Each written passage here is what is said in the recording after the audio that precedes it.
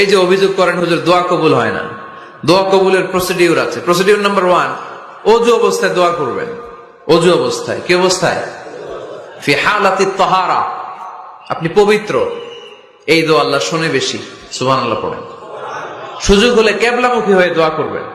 কি মুখী? মুতাওয়াজ্জিহান ইলাল কাবা।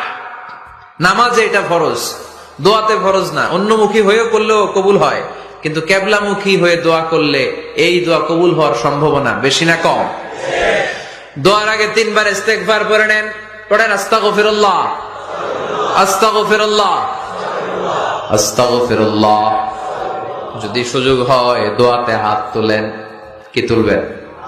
দোয়ায় হাত তোলা সুন্নাহ। আল্লাহর হাবিব বলতেন, ইযা সাআলতুমুল্লাহ ফাসআলুহু বিবুতুনি আকুফরিকুম। যখন আল্লাহর কাছে চাইবে, হাতের তালু দুইটা এইভাবে উঁচু করে চাইবে।